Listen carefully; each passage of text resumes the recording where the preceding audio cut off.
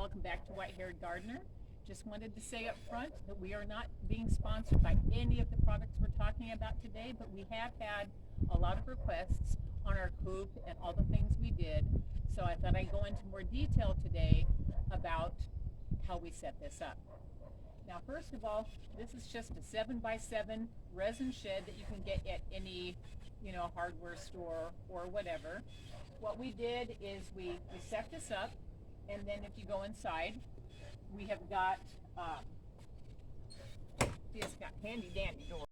Now, this shed was a fairly easy build, and the only thing that we did differently is we secured the base with some supports because we have very high winds here, and we thought we would make it secure, a lot better for the chickens, a lot better for us, because I'd hate in a windstorm to basically come out the next day and see our shed down the street. So we put some 2x4s around the base, and then we secured the outside of the shed to the 2x4s as well. So both sides are very secure at the bottom and the walls. Now, the first part of this, the shed side, what we ended up doing to separate the birds is we put a nice, 4x8 piece of plywood here, and then in here we put some little supports and attached chicken wire through here, so we don't have basically birds visiting this side. This side has all of our implements of destruction. We've got, shovels, this, which I'll talk about later, which is a really handy tool. If you can find a child's, well, I'll talk about it now. If you can find a little child's snow shovel, this is ideal for shoveling out the bedding for the birds, taking that out, dumping it in the compost bin, whatever. This is probably one of the handiest little things we've got. We've got a garbage can that holds the food, keeps, rodents out, everything else like this, and just any kind of, thing that you want to store in the shed part, and it works ideal. Now this side, well, the first thing I'll probably talk about is our handy dandy hippie screen here. Our chickens had decided that they were eagles. So half the time when we opened the doors and let them out, they would soar, or actually maybe a controlled fall, and they'd zoom out and they'd start hitting. The poor things ran into our garden netting, breaking it off. So that means we had to repair it, and we really didn't want to get our birds impaled. So we put this little hippie screen up, just enough of an eye block that it makes them not want to fly through it. Actually, we had one try, and it was so funny because she got about halfway here and then realized, oh my gosh, I'm caught in the netting, and dropped down to the ground and then walked out really disgruntled.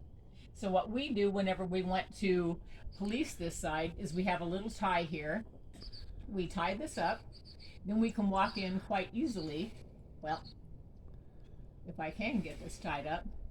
About the time I talk about it and say it's quite easy, then it messes up. So we have this out during the day, and then you can see the chicken coop side. Now I think I'll talk about probably back to front. If you can see those boxes in the back, those are our little nesting boxes. I'm trying to stay out of the way so that I don't block them. But actually what those are little egg crates that we got from, let's say, a big box store that shall not be named, and the bedding inside are those little planter, like cocoa mats. We just poke those in there, and those work like a charm. 2x4s for the roosting bars, and they're about like 2 feet and maybe 3.5 feet respectively. All of them like to sit on the top one, but it gives them a little step to go up to there. Now, toward the front, this is really handy. We were lucky enough to find these, and these are probably some of the best inventions that I've found. These little food things, you basically drill a 3-inch hole, screw these in, and fill it with food. And you'll notice these little round white containers. These are so handy. Went to the grocery store, and we found like icing containers, little bulk food safe containers. You can go to the deli, you can go to the bakery, and ask for these. Some you have to pay for, very small fee, and some we did not have to. We have two of the smaller sizes for the food, and we just open up the lids, fill the food in, close them, and these little handy things, the birds just stick their heads right in here, eat. There's a little bit of waste down there, but if we ever want to close it off, we actually have a snap-in hole that will close this as well. These have worked like a charm. The water, same type of thing, icing container, drill holes, and these little things work so nice. Basically, what happens is once this empties, the water pressure will cause this to fill up, and it fills up about halfway full. And I like these better than those little, I don't know what you want to call, nubbin waters where the chicken has to peck at it to get any water. This stays nicely full. The chickens can drink out of it easily. There was never any I'm going to say learning curve for the poor birds. They just come right up to it and they love it. Now, the only other thing that I like to mention, you may have noticed these little floating floating covers here. Those are the most handy thing.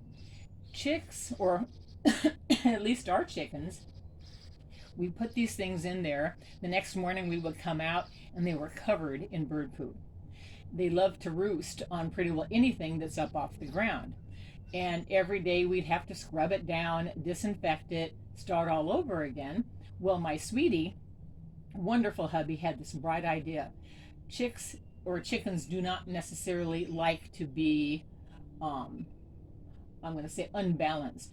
So we got some extra containers, got these large lids, and hung them from the ceiling just above here. So when the chickens jump up, they land on this and it goes whoop, and then they fall down to the ground. And they don't really try that more than once or twice. We haven't had any problem with bird poo or droppings or anything on there. It looks a little funky, but really it works like a charm. I don't know that I have anything else to say on this, because basically this has been very straightforward, and this whole build was a lot easier than I really thought it would be. We have these raised up a little bit to get them off the ground. It just makes it a little neater in here. And the bedding we have moved toward the back. It is summertime. There's really no need for thick bedding. All that does is increase the heat in the coop. And our Australorps, as you've seen, are blackbirds, so they don't really love the heat so much. In the wintertime, we'll probably thicken up the bedding, make that, a little bit more of an insulation, but right now they, are doing just great.